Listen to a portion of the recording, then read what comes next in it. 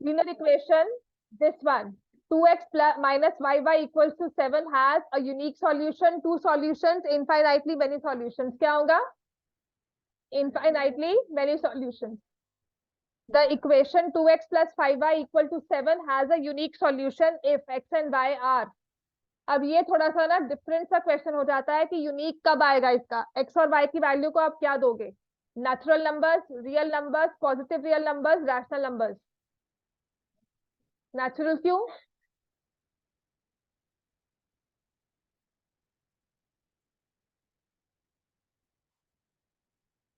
Natural numbers. हाँ, नहीं आते. सबसे पहले नेचुरल नंबर्स, फिर होल नंबर्स, फिर integers, then you have fractions. Integers और फ्रैक्शंस को इकट्ठा मिला दे तो इनको हम बोलते हैं रैशनल, और फिर आते हैं इरेशनल, और अगर हम रैशनल इरेशनल इकट्ठा बना दे तो हमारे पास आते हैं रियल नंबर. नेचुरल नंबर्स क्यों आएगा? कोई बताएगा इसमें? या कोई और क्यों आएगा? यूनिक मतलब कि सिर्फ वही सॉल्यूशन है और कोई नहीं है. आपके पास इक्वेशन है 2x plus 5y equal to 7. लिखो इस इक्वेशन को, 2x plus 5y equal to 7. What do we mean when I say a unique solution? It means इसके अलावा कोई और सॉल्यूशन पॉसिबल ही नहीं होगा. ठीक है. नेचुरल नंबर्स है अपने पास. नेचुरल नंबर्स कहां से स्टार्ट होते हैं? 1 2 3. मतलब जितना भी ये नेचुरल नंबर्स का सेट दिया हुआ है, इनमें आपके पास सिर्फ एक ही सेट होगा या एक ही वैल्यू होगी जो x के लिए होगी, एक ही वैल्यू होगी जो y के लिए होगी. इसके अलावा कोई और वैल्यू नहीं होगी. राइट. तो इसका मतलब है if I take x and y, देखो 2 और 5 का सम क्या होता है? 7. तो मैंने अगर x को 1 रखा और y को 1 रखा तो 2 इंटू 1 प्लस 5 इंटू 1 कितना आ गया? 7. तो एक सॉल्यूशन मेरे पास आ गया, x equal to 1, y equal to 1. Natural numbers में मैं कोई और वैल्यू पुट करूं, मतलब 2 पुट करूं तो मुझे y को नेगेटिव करना पड़ेगा. इफ आई पुट 2 हियर, ठीक है, या y को फ्रैक्शन करना पड़ेगा. तो इसके अलावा नेचुरल नंबर्स में x और y की कोई और वैल्यू नहीं आती. 1 और 1 के अलावा नेचुरल नंबर्स में x और y की कोई और वैल्यू नहीं आ रही. इसीलिए हमने कहा कि if x and y are natural numbers, only one solution is possible. और वो कौन सा होगा? x equal to 1, y equal to 1. अगर आप रियल नंबर्स कहते हो या रैशनल कहते हो, रैशनल मतलब फ्रैक्शंस अलाउड है. तो अगर मैंने 2x लिखा प्लस 5y इक्वल टू 7, तो 2 इंटू 1/2 लिखा, तो आपके पास 5y की वैल्यू कैसे आ गई? आप लिखोगे y इज इक्वल टू 6/5. करो सॉल्व, इसको आता है कि नहीं? हमारे पास इक्वेशन थी 2x plus 5y equal to 7. मान लो x and y are rational numbers. What I want to explain, ठीक है, रैशनल मतलब इनकी फ्रैक्शनल वैल्यू पॉसिबल है. तो अगर x की वैल्यू 1/2 है, आप मुझे बताओगे y की वैल्यू क्या होगी?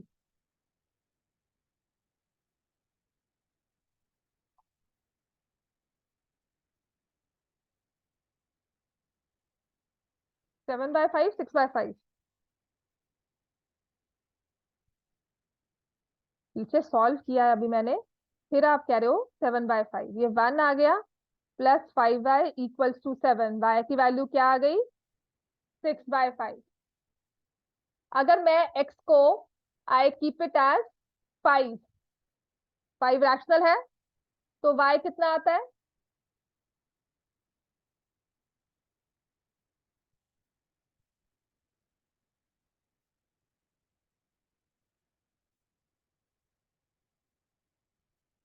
-3/5. तो रैशनल नंबर्स के तो बहुत सारे वैल्यूज हो गई. आपने कहा मैम इसको आप 1/3 लिख सकते हो. बिल्कुल लिख सकते हो. You will get a different value of y again. ठीक है. तो x एंड y की मल्टीपल वैल्यूज हमारे पास आती हैं अगर मैं रैशनल नंबर्स वाला सेट देखती हूँ. पर मुझे x को भी नेचुरल रखना है और y को भी नेचुरल नंबर वैल्यू देनी है. तो if I keep x as 1, y will come as 1.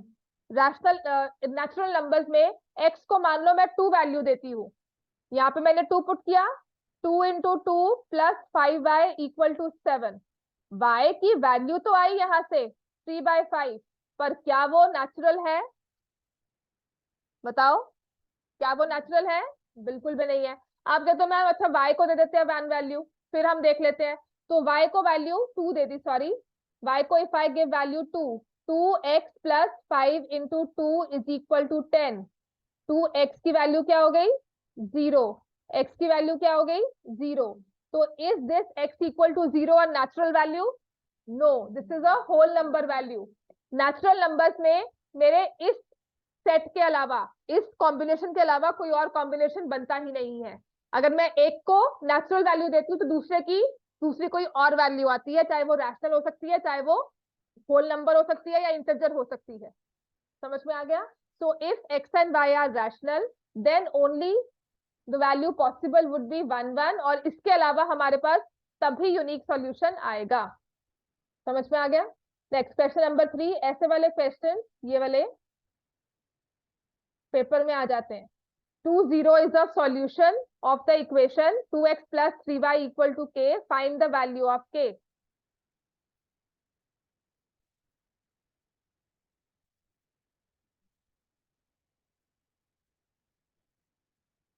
तुम टेस्ट पूरा खर से फिर से करके लाओगे कोऑर्डिनेटर्स का।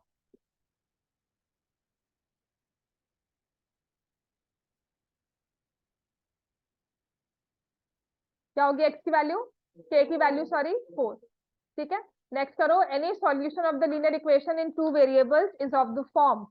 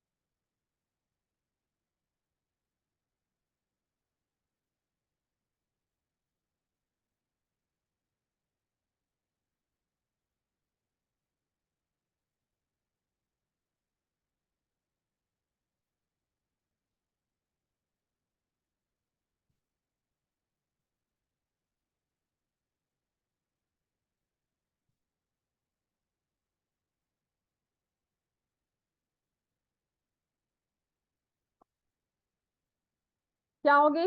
2x plus 0y plus 9 equals to 0। x की वैल्यू क्या आएगी इसमें?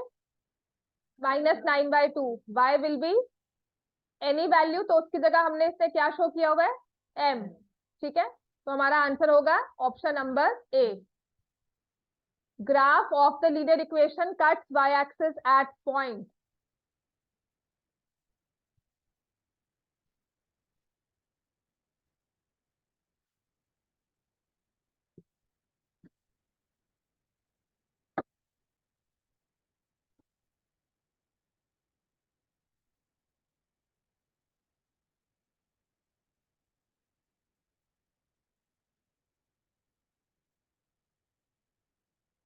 कल नहीं आए थे हम?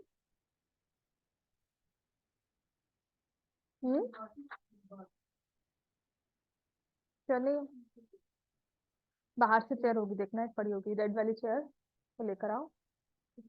यही बाहर, ये देख पड़ी यहाँ पे। अभी फिलहाल के लिए इसको यूज करो। ठीक है, सी पार्ट, सी पार्ट होगा cuts by axis. By axis का मतलब सी और डी कैसे होगा? डी होगा कि सी होगा? दोनों, दोनों कैसे? किसको कट करना है? वाई एक्सिस कौन सी होती है? हॉरिजॉन्टल या वर्टिकल? ये वाली कौन सी हुई? हाँ, तो वहां वाई एक्सिस हॉरिजॉन्टल होती है। हाँ, फिर तो y axis is your vertical axis. तो वर्टिकल एक्सिस को किस पॉइंट पे कट करता है? अगर वाई एक्सिस को कट कर रहा है तो एक्स को क्या पुट करना है? 0।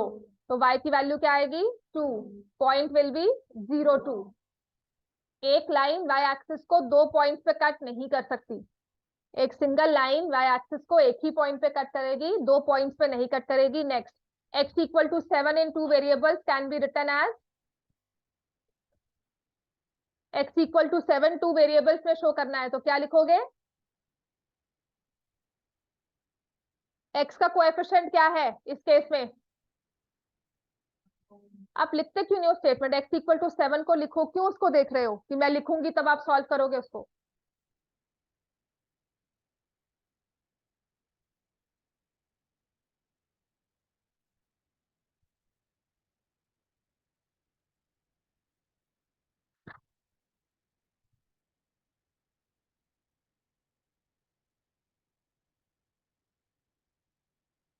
एग्जाम्पल देना बेटा आपने, सवाल मिल नहीं रहा, वहां पे पढ़ो।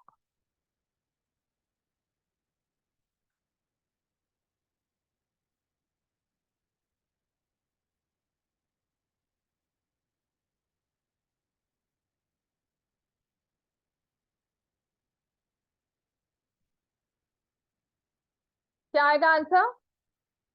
B part 1x plus 0y equals to 7। समझ में आएगा सबको? ये पार्ट बी होगा इन टू वेरिएबल्स, एक्स का कोएफिशिएंट 1, वाई का कोएफिशिएंट 0। समझ में आ गया सबको? यहाँ पे कोई doubt? Any point on x axis is of the form, x axis पे कोई भी पॉइंट होगा उसमें क्या जरूरी होना चाहिए? वाई 0। तो ऑप्शन में वाई 0 आपका सिर्फ इसी ऑप्शन में है। Any point on x axis of the form मतलब उसका वाई इक्वल टू 0 होगा। ठीक है? Any point on the line y equal to x, y equal to x पे कोई पॉइंट रखना है हमें, तो इसकी फॉर्म क्या होगी?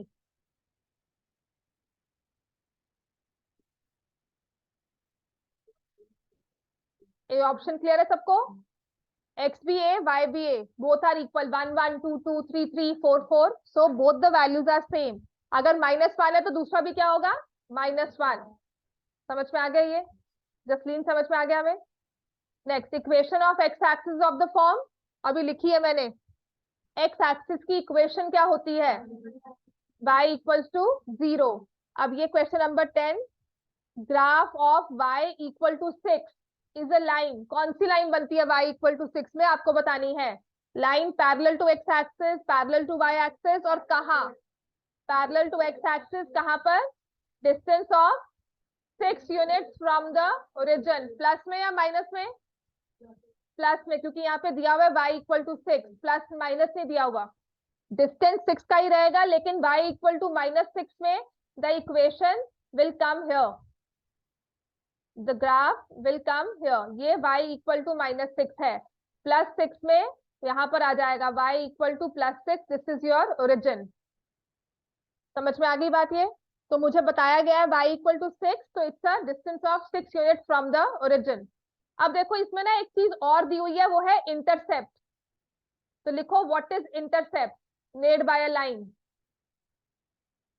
नेक्स्ट आप लिखोगे what is intercept made by line, क्योंकि एक दो क्वेश्चन होते हैं ना, टीचर आपको मतलब कुछ भी पेपर में आ जाता है, इंटरसेप्ट बताओ। तो वो इंटरसेप्ट होता क्या है? ये आपका ग्राफ है, एक्स एक्सिस और वाई एक्सिस वाला, this is your x axis, x dash, और ये आ गया y, y dash, this is origin. आपने कोई भी लाइन इस प्लेन में ड्रॉ की, मान लो मैंने ये लाइन ड्रॉ की है, तो ये लाइन जो है एक्स एक्सिस को किसी पॉइंट पे कट करती हुई जा रही है, और वाई एक्सिस को किसी पॉइंट पे कट करेगी हमेशा। ठीक हो गया? तो मान लो जिस पॉइंट पे y को कट किया वो है 5, और जिस पॉइंट पे यहाँ x को कट किया वो है 4। Let me take a very hypothetical case. ठीक है? अब ये मत कहना कि वो 4 कैसे है 5 कैसे, जैसे लिया। तो जो लाइन ने 0 से लेकर इस पॉइंट तक डिस्टेंस कवर किया है ना, इसको बोलते हैं इंटरसेप्ट। और ये कौन सी एक्सिस पे बना है? x, तो इसको बोलेंगे x इंटरसेप्ट। ऐसे ही ये होता है इंटरसेप्ट, और क्योंकि ये y पे बना है तो हम कह देंगे y इंटरसेप्ट। 0 से लेकर काउंट करते हैं एक सिंगल लाइन का। ठीक है? लिख लिया हमने इंटरसेप्ट क्या हुआ, तो x intercept is 4, y intercept is 5। It could be minus also, कि y इंटरसेप्ट किसी लाइन का -5 है, तो बिल्कुल हो सकता है, बस वो इस तरह से वो y एक्सिस को -5 पे कट कर रही है। y एक्सिस को उसने -5 पे कट किया है, इतना पता है मुझे। समझ में आ गया? इफ आई से y intercept is -5, that means the line cuts the y axis at point 0 -5, right? तो अब क्या था, लाइन जो ये वाली बनाई थी ना y = 6, तो ये कितना इंटरसेप्ट बनाएगी, y एक्सिस के साथ या x एक्सिस के साथ?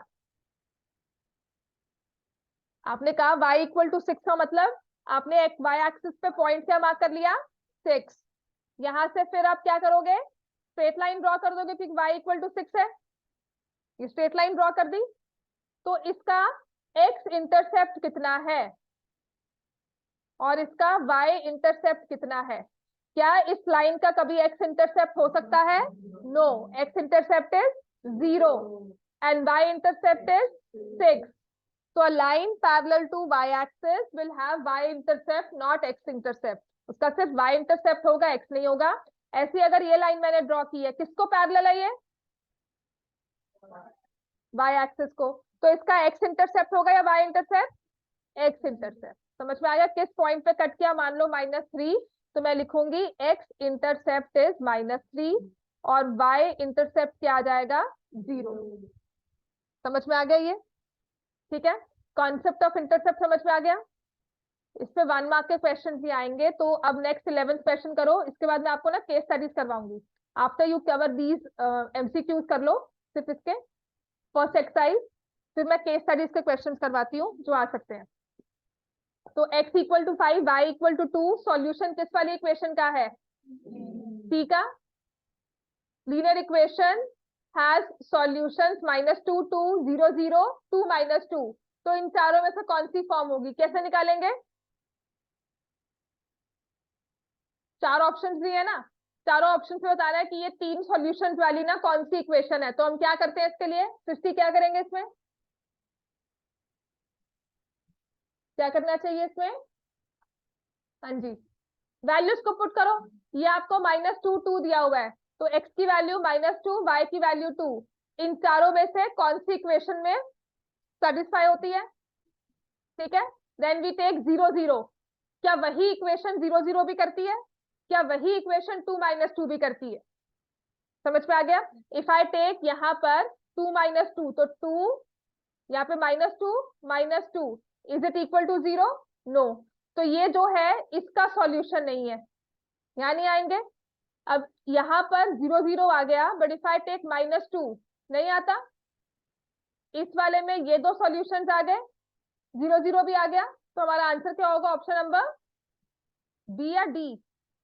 B, it will be option number B, all 3 values, -2 + 2 is equal to 0, 0 + 0 is equal to 0, 2 - 2 equal to 0। तीनों ही वैल्यूज इस इक्वेशन में पुट होकर इक्वेशन को सेटिस्फाई कर रही है, इसलिए will mark option number B. तो किसी भी पॉइंट को चेक करना है वो सॉल्यूशन है या नहीं है, तो हम क्या करते हैं, put the point in the equation of the line, x को x की जगह, y को y की जगह। समझ में आ गया? क्वेश्चन नंबर 13, इसको इंपॉर्टेंट मान लो। The positive solution of the equation will always lie in positive, मतलब x भी पॉजिटिव, y भी पॉजिटिव। x की वैल्यू प्लस में, y की वैल्यू प्लस में, और वो किस में होता है, फर्स्ट क्वाड्रेंट में। ठीक हो गया? The graph of the linear equation is a line which meets x-axis at the point. Question number 14. 2x plus 3y equal to 6. x axis को मीट करना है तो हमें क्या करना होगा, y को किसके इक्वल पुट करना है, 0। तो ये मेरे पास आ जाएगा x is equal to 3, point होगा 3, 0। क्वेश्चन 15 करो। y equal to x passes through which of the following points? ठीक है ना, दोनों हमें क्या चाहिए, सेम। यहाँ पर अगर माइनस है तो यहाँ माइनस नहीं है, इसलिए ये वाला पॉइंट नहीं होगा। ये 0 है तो दोनों डिफरेंट वैल्यू हो गई। यहाँ पे माइनस कर दिया, इसको भी माइनस रखना था, नहीं है, इसलिए I will mark only option number C. Question number 16, if we multiply or divide both sides of linear equation with a non-zero number, then the solution will change, not change, सिर्फ multiply में change होगा, सिर्फ division में change होगा। क्या होगा answer? Remains the same. क्यों? Simple सा है, आप लोगों को मैंने कहा x plus Y is equal to 2। ठीक है, वो कह रहे हैं multiply both sides by the same number, non zero number, कोई भी एक नंबर बोलो। 2 ले लिया आपने, इस पूरी इक्वेशन को 2 से मल्टीप्लाई किया तो क्या होगा? 2x plus 2y is equal to 4। क्या इन दोनों का सॉल्यूशन चेंज होगा? अगर x की वैल्यू यहां पर भी 1 प्लस 1 थी तो यहां पर भी 1 प्लस 1 है। समझ में आ गया? तो solution will not change, it will remain the same because we are multiplying both the sides। दोनों साइड्स को मल्टीप्लाई कर रहे हैं, इसलिए एक को करेंगे तब जरूर चेंज होगा, दोनों को डिवाइड करेंगे तो सॉल्यूशन विल नॉट चेंज। समझ में आ गया? Question number 17, how many linear equations can be satisfied by x equal to 1 y equal to 2? infinitely many। The point of the form, point of the form A, पहले आपको ना line दी थी, point पूछ रहे थे, अब आपको पॉइंट दिया हुआ है, लाइन पूछ रहे हैं। ए कौन से पे लाई करेगा? जसलीन, पॉइंट है ए, इन चारों में से कौन सी लाइन पे लाई करेगा बच्चे? सी। कैसे?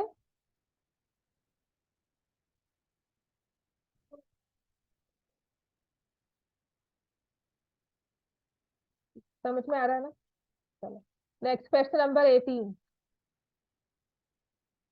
The point of the form a minus a lies on the line. Saanvi आप बताओ।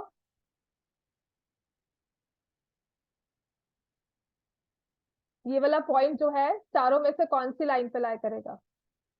बी। और ये पॉइंट है, आपने कहा y इक्वल टू माइनस है, ए की जगह ना नंबर ले लो, टेक 2 - 2, और आप कह रहे हो y इक्वल टू -2।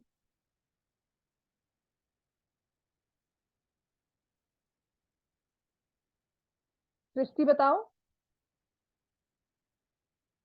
ऋषिता।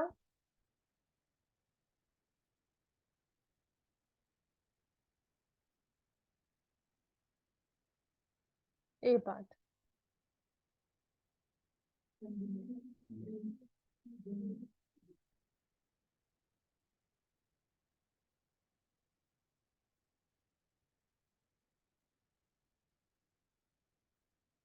मैंने कहा था आपको कोई भी एक नंबर ले लो, जब आपको ए ऐसे वैल्यूज दी होती है ना, तो टेक एनी नंबर, कोई भी एक नंबर ले लो।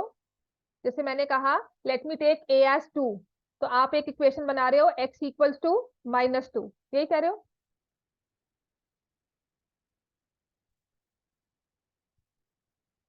x इक्वल टू -2, ये लाइन आई अपने पास। ये लाइन कैसी है? पैरेलल टू y एक्सिस, तो क्या कभी x को कट करेगी? पॉइंट आपको दिया गया है a माइनस ए, पॉइंट आपको दिया गया है a -a। ठीक है, एक आपका जो पॉइंट दिया जाता है ना, हमेशा आप ये देखो, एक x है और एक y है। x की वैल्यू क्या है? a। y की वैल्यू क्या है? -a। तो x और y के आपस में रिलेशन क्या है? x is equal to -y। X and y are negative of each other. लिखो इस चीज को, ये क्वेश्चन जो है ये इंपॉर्टेंट हो जाता है। आपको अगर डायरेक्टली ऐसा लिखा जाएगा क्वेश्चन पेपर में, गलत करके ही आओगे। ठीक है, तो इसमें एक्स और वाई की ऑपोजिट साइंस हैं, एक्स इक्वल्स टू -y, या फिर हमारे पास आएगा x plus Y is equal to 0।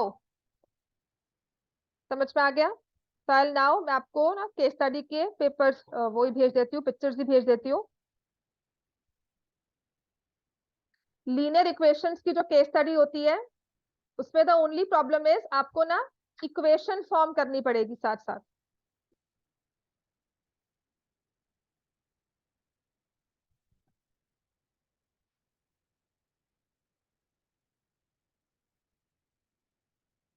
समझ में आ गया बच्चे? ये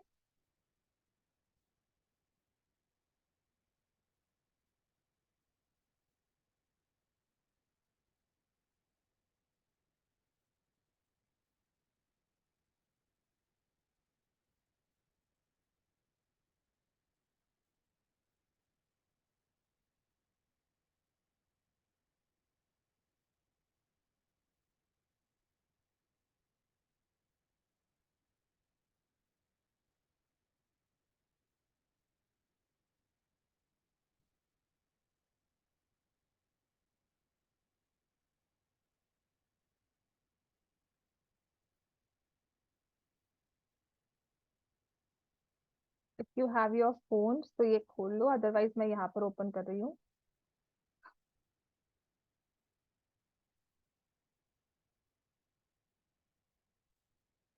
So it says, in a unit test of class 9 B before term 1 exam, only some students were able to give unit test due to their sickness. Out of 5, only 2 students A and B wrote the exam. The marks obtained by them have a sum of 27 in the mathematics test.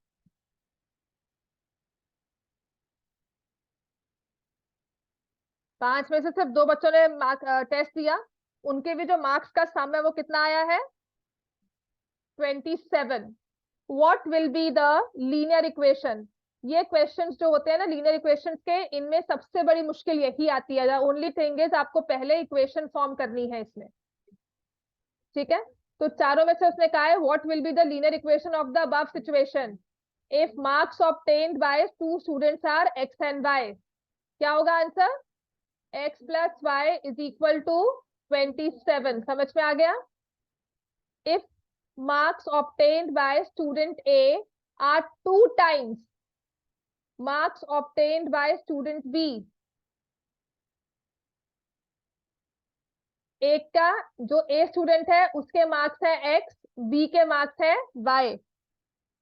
Marks obtained by student A, A के marks B से कितना है? 2 times. ठीक है, तो अगर A ने x score किया है और B ने y स्कोर किया है तो क्या आ जाएगा? x equals to 2y. यही चीज है जो इन क्वेश्चंस में मुश्किल है. समझ में आ गया? आपको क्या करना है, जो 2 नाम दिए हुए हैं ना उनके हिसाब से हम अपनी इक्वेशन फॉर्म करेंगे. A जो है ना 2 का डबल है, B का डबल है. ठीक है, आपने A को क्या लिया है? x, B को क्या लिया है? y. तो इसका मतलब x is equal to 2y. या इस चीज को अगर हम इक्वेशन की फॉर्म में लिखेंगे तो क्या आ जाएगा? x is equal to x minus 2y is equal to 0. समझ में आ गई ये चीज? क्लियर है बच्चे सबको ये? ठीक है, next third. Find for the statement in question B, find the marks obtained by student A. कि इस स्टेटमेंट के हिसाब से स्टूडेंट ए के मार्क्स कितने हैं बताओ. तो आपके पास एक इक्वेशन है, दोनों के सम ऑफ मार्क्स कितने हैं? 27. और x की वैल्यू किसके इक्वल है? 2y. तो मैं क्या करूंगी, x की वैल्यू को क्या पुट करूंगी? 2y plus y is equal to 27. y की वैल्यू क्या आ जाएगी? 9. तो x कितने मार्क्स आ जाएगा? 18. समझ में आ गया सबको ये? ठीक है, सॉल्व करो, साथ में लिखो इन इक्वेशंस को.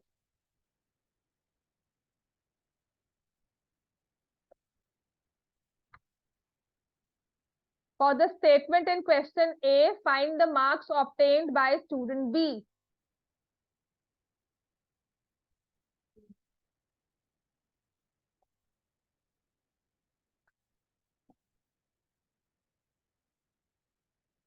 स्टूडेंट बी के 9 कैसे आ गए बताओ?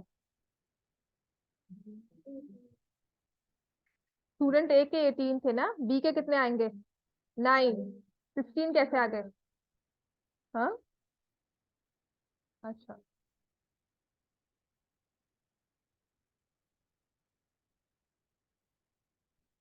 बाय के मार्क्स, स्टूडेंट बी के मार्क्स 9 है, सबको समझ में आ गया? ठीक है ना.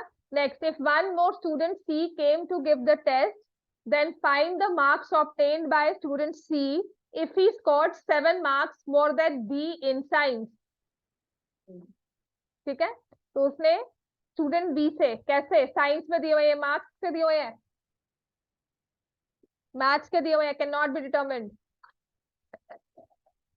क्वेश्चन पढ़ो. The marks obtained are in mathematics test. है ना, ये देखो. हाँ, तो आंसर इसमें क्या होगा? Can not be determined. उसने आपको मार्क्स इन साइंस कह दिया, पर साइंस के मार्क्स हमें पता ही नहीं है, तो आंसर क्या होगा? Can not be determined. समझ में आ गया? ठीक है, नेक्स्ट करें.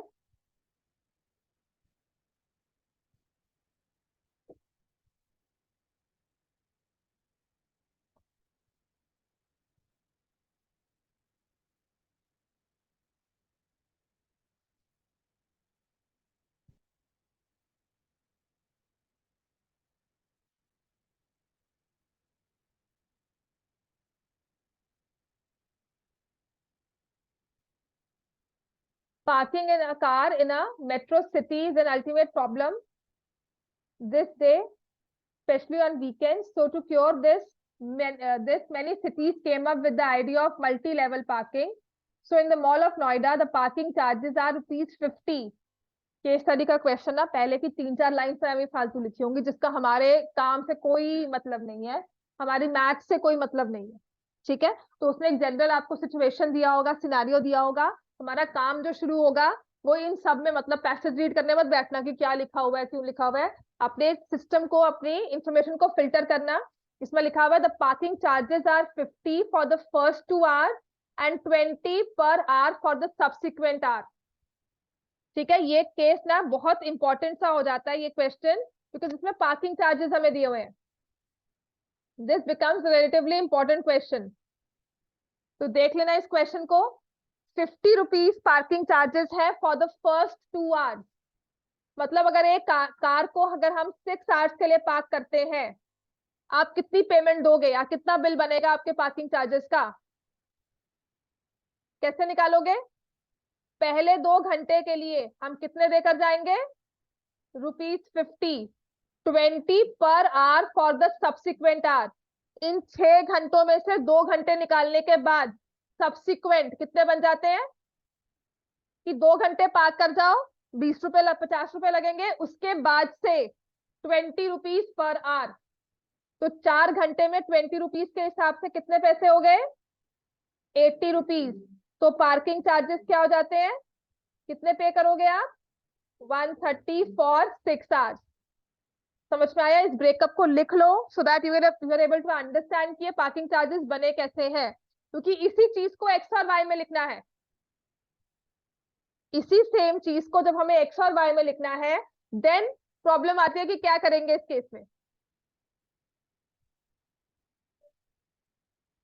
जब भी पार्किंग चार्जेस का या लाइब्रेरी चार्जेस का कोई भी ऐसा क्वेश्चन आएगा ना, आप एक हाइपोथेटिकल नंबर लेकर 7, 8, 9, 10 कोई भी एक नंबर लेकर आप पार्किंग चार्जेस निकालो। फिर देखना उसमें क्या दिया हुआ है, y is the total charges. ठीक है, y is the total charges. आपके टोटल पार्किंग चार्जेस इस केस में कितने थे? इसकी जगह मैं क्या लिखूंगी? y। ये 130 आए कैसे थे? 50 प्लस 80 इज इक्वल टू 130। 130 की जगह मैंने क्या लिखा? y। मैं अब आपको लीनियर इक्वेशन फॉर्म कैसे हुई वो बता रही हूं। समझ में आ गया? And x is the total parking time. x is the total parking time. ये ₹50 चेंज होता है? नहीं, क्या रहेगा हमेशा ये 50। 80 कैसे आया था? इस 20 को मैंने किससे मल्टीप्लाई किया था? 4 से। तो 20 को 4 कैसे आया था? 6 में से माइनस किया था 2। तो मैं क्या करूंगी? x minus 2। समझ में आ गया ये हमारी इक्वेशन कैसे बनी है? इनकेस सबको अगर डायरेक्टली समझ में आती है बहुत अच्छी बात है, नहीं समझ में आता तो एक नंबर लेना, उसमें देखना कि x मुझे ये दिया हुआ है, y मुझे ये दिया हुआ है। तो मैंने मल्टीप्लाई कैसे किया? 50 तो फ्लैट रेट था, उसके बाद 6 में से 2 माइनस किया, x में से 2 माइनस किया, उसको मल्टीप्लाई किया 20 से। तो कल मुझे कितने मर्जी घंटे दिए हो, 10, 15, 20, 24 आवर्स दिए हो, मुझे पता है पार्किंग चार्जेस कितने होंगे। समझ में आ गया? तो now I will multiply 50 plus 20x minus 40 is equal to y। 20x plus 10 is equal to y। अब देखो ये कौन सी इक्वेशन चारों में से आएगी? 20 minus y plus 10 equals to 0। ये पहली ही एक चीज है जिससे सॉल्व करना मुश्किल लगेगा। अब अगर ये एमसीक्यू में आता है, अगर तो ऑब्जेक्टिव में आया तो ठीक है, ऐसे ही करना है, हमें ऑप्शंस नहीं दिए होंगे। अगर एमसीक्यू में आए ना तो क्या करना है, जैसे उसने कहा टोटल चार्जेस है ना, आपने 6 आवर्स लिए, तो आपके पास x की वैल्यू क्या हुई है? 6, मतलब टोटल आवर्स हमारे हैं 6। तो इन 6 के हिसाब से वैल्यू पुट करके देखो क्या हमारा आंसर कौन सी इक्वेशन से आता है। ठीक है, x की वैल्यू को मैंने 6 पुट किया, 6 पुट करेंगे x की वैल्यू को, टोटल चार्जेस है ना, x तो वही शो करता है। तो अगर मैं 6 पुट करती हूँ तो क्या बन जाएगा? 6 इंटू 20 120 प्लस 10 130, तो ये क्या बन गया 130 minus y equal to 0। Y की वैल्यू क्या आ गई, इक्वेशन नहीं फॉर्म करनी, you can go by this method also कि एक्स की रैंडमली वैल्यू लो कि 10 घंटे के लिए कितने चार्जेस बनते हैं, वो चार्जेस निकाल लो, वो निकालने फिर भी आपके लिए आसान होंगे। ऑप्शंस में देखो कौन सी इक्वेशन है जो इस ऑप्शन को पुट कर रही है कि अगर मैं एक्स को 6 दूं तो वाई 130 ही आए। समझ में आ गया। मल्टीपल वेज है कि वहां बैठकर दिमाग नहीं चल रहा, इक्वेशन फॉर्म नहीं हो रही, कुछ समझ नहीं आ रहा, तो आई गो बाय टेकिंग वैल्यूज। समझ में आ गया। ये क्वेश्चन है जो इंपॉर्टेंट है आपके लेवल में। क्यों समझ नहीं आता, बिकॉज लीनियर इक्वेशंस को आप ग्राफिकली देख रहे हो। ठीक है, द मोमेंट आपको नेक्स्ट क्लास में चैप्टर 3 करवाया जाएगा लीनियर इक्वेशन, आपको ये सारे क्वेश्चन बहुत सिंपल लगेंगे, और ये 10th की केस स्टडी में आया हुआ है एक तरह से। 10th में केवीएम स्कूल का लास्ट ईयर का टर्म 1 का पेपर था, उसमें ये केस स्टडी दी हुई थी। समझ में आ गया ये। अब आ जाओ सेकंड बी पार्ट। यश पार्क है स्टार फॉर 5 आवर्स। 5 घंटे के चार्जेस बताओ भी कितने होंगे, 110 130 से 20 रुपए कम कर दोगे, ठीक है ना। 5 आवर्स दिया हुआ है मुझे, तो इसमें से 2 आवर्स के अलग 3 आवर्स के अलग, 2 आवर्स के ₹50 और 3 आवर्स के 3 इंटू 20 60, इन दोनों को ऐड करोगे 110। Next question number 15 C part, sorry, करो सॉल्व। हो गया सबका। Parking charges are 30 for the first 2 hours, 15 for subsequent, then parking charges for 7 घंटे दिए हुए हैं, 2 आवर्स और 5 आवर्स करेंगे इसको ब्रेक। 2 आवर्स के पार्किंग चार्जेस है ₹30, 15 फॉर सब्सिक्वेंट आवर्स, 75 प्लस 30 कितना हो गया 105।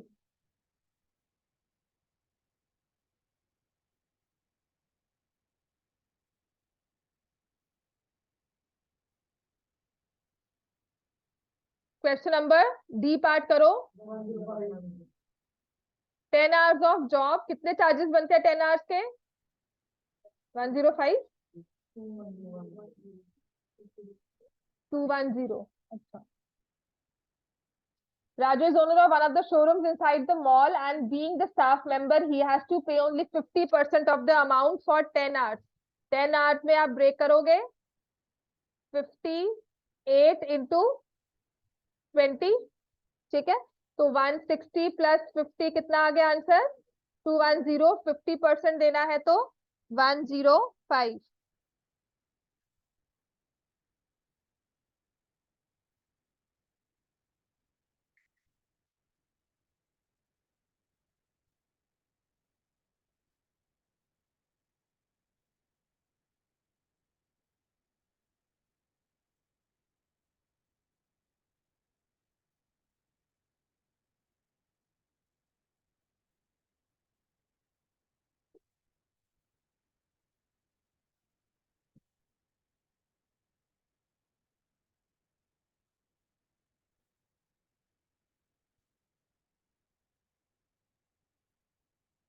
यो कम है,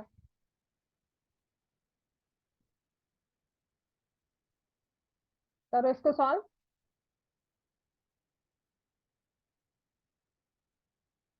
sixty,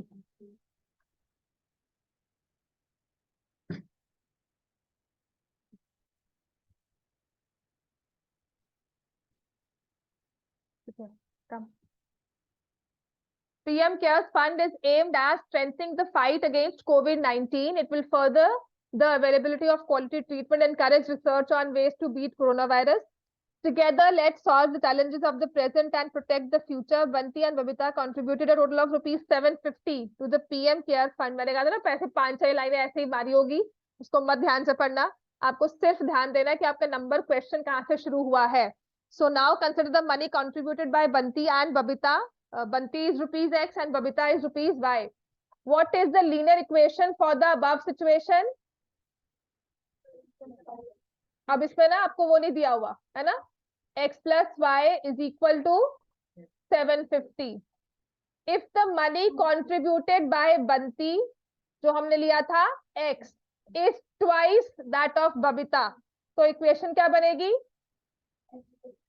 x is equal to 2y। आपने एक लिखा x plus Y is 750।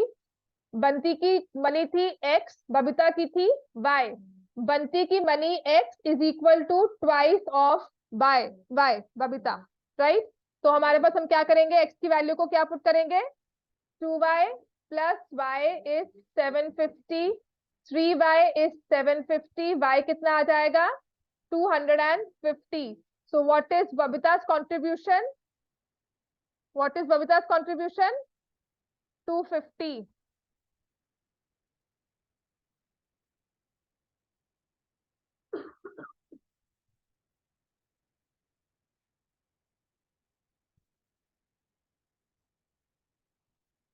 So if Banti contributed rupees 477, then how much did Babita contribute? Equation हमारे पास मेन इक्वेशन क्या है? x plus Y is equal to 750।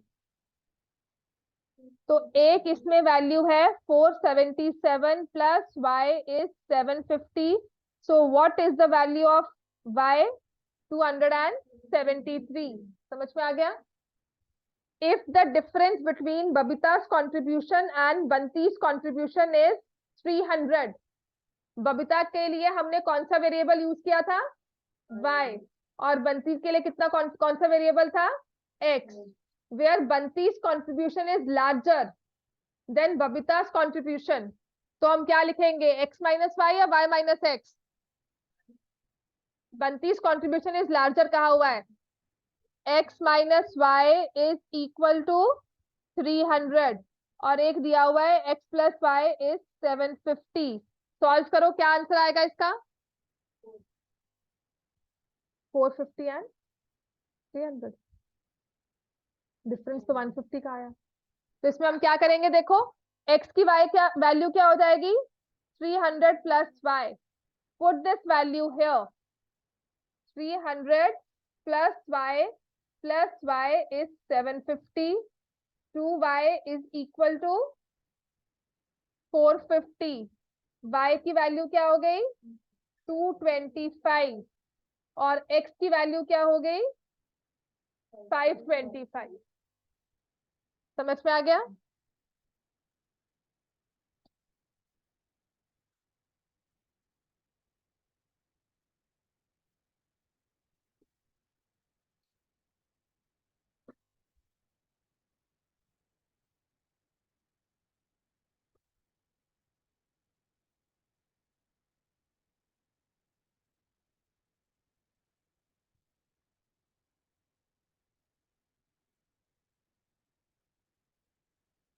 कल आपकी क्लास है, आपके टेस्ट डिस्कस होंगे उसमें।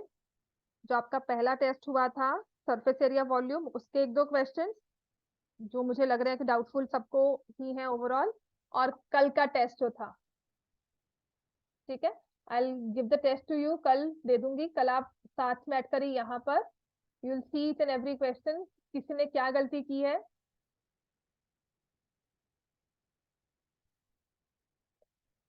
ठीक है, टाइमिंग आपके 11:30 के बाद ही होंगे, 11:30 टू 12:30। चलिए मैं क्या करूंगी।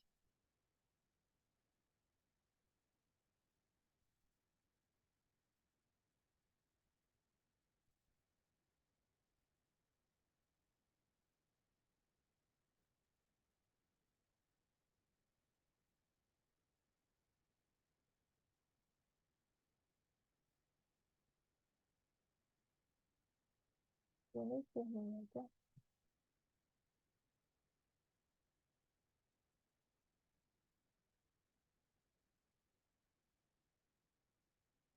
So Manoj gifted a new set of study table to his daughter on his birthday. चलो यहाँ पे है। Raj's parent asked Manoj about the price of table and chair. So he replied, both the table and chair cost him rupees 1250. If the cost of one table is X and cost of one chair is Y, linear equation based on the above situation क्या होगी? X plus Y is equal to 1250। तो answer क्या आएगा? D या B या ए C? कौन सा? B part. ठीक है सबको समझ में आ गया? नेक्स्ट वाला इसका स्टार्ट करते हैं। तो पहले वाले से सिर्फ मुझे इतना क्लियर है, टेबल का कॉस्ट इज एक्स, शेयर का cost is y, x plus Y is equal to 1250. Cost of one table is more than cost of chair. Then cost of table is, D part cannot be determined or can we determine it? Cannot be determined. ठीक है, because कितनी ज्यादा है मुझे नहीं पता, 1000 भी हो सकती है, out of these two could be 1250 as well, could be 1100 as well, है ना। तो मुझे नहीं पता है क्या वैल्यू है तीनों में से, आउट ऑफ दीज होता है ना कि out of these which could be a possible value, तब आप मार्क कर सकते थे, पर क्या है वो नहीं बता सकते, can not B determined. Cost of chair is 550. Cost of chair will be, table will be 700. Chair is free with the table, cost rupees x. If chair is free with the table then and it costs rupees x, then linear equation for the given situation will be, आपके पास था x plus y is equal to 1250. Chair जो है वो free of cost है, chair की cost आपने क्या ली थी वेरिएबल्स पे, y. तो x is equal to 1250. समझ में आ गया, x is equal to 1250. Then next D part, बस खत्म है. चलो नेक्स्ट, लास्ट रह गया इसका. ठीक है, इसके अलावा जो बहुत डिफिकल्ट वाली थी ना, तो जो बिस्मीत का पेपर था ना वो वाला सॉल्व कर लेना, मैंने आपको करवाया भी था सितंबर टेस्ट का, टैगोर पब्लिक स्कूल, और एक आपके स्कूल में आया था लीनियर इक्वेशंस का, है ना.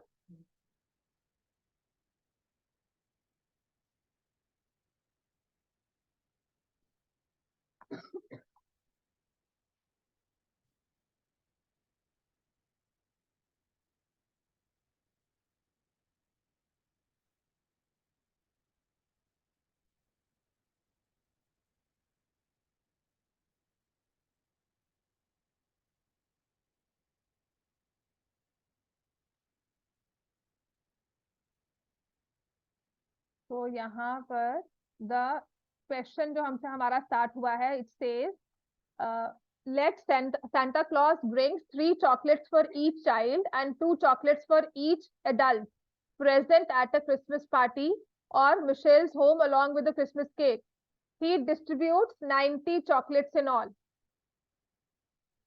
ठीक है, तो children, 1 child and 1 adult. He brings how many chocolates for 1 child? 3 chocolates for each child and 2 chocolates for each adult. How to represent the above situation in linear equation? Let each child be equal to, number of children be equal to x, number of adults equal to y. तो बच्चों को कितनी chocolate दिया उसने, 3x, adults को 2y, total distribute किया है 90. समझ में आ गया, 3x plus 2y is equal to 90. ये आ गया adult as y. If number of children is 10, number of children कितने हो गए, number of adult present in the party, तो नंबर ऑफ चिल्ड्रन कितने लिखे हैं आपने, 10. तो x की वैल्यू को 10 पुट करेंगे, 2y is equal to 90, 2y is equal to 60. Number of adult कितने हो गए, 30. Number of adult at the Christmas party is 30. Find the value of k. अब ये देखो, केस स्टडी में ऐसा भी होता है कि एक क्वेश्चन दिया जाए जिसका मेन केस स्टडी के साथ कोई रिश्ता नहीं है, दूर से कोई मतलब बिल्कुल ही नई चीज उसने कह दी है. जैसे यहाँ पर x equals to 5, y equal to 1 is the solution of the equation 5x plus 7y equal to k. Write the equation in standard form. Also write the standard form of the. इसके लिए आपको k की value निकालनी है, क्या आएगी, x की value को क्या पुट करना है 5 और 7, y को क्या पुट करना है 1, तो k की वैल्यू कितनी आ जाएगी 32. और इसकी स्टैंडर्ड फॉर्म क्या होगी, y minus x equal to 7. क्या लिखोगे इसको स्टैंडर्ड फॉर्म में, minus x plus y minus 7 equal to 0. पहले x आता है फिर y फिर कांस्टेंट टर्म. समझ में आ गया, this is the standard form. Clear है इतना. कल क्लास का टाइमिंग्स मोस्ट प्रोबेबली 11:30 है, उससे थोड़ा सा लेट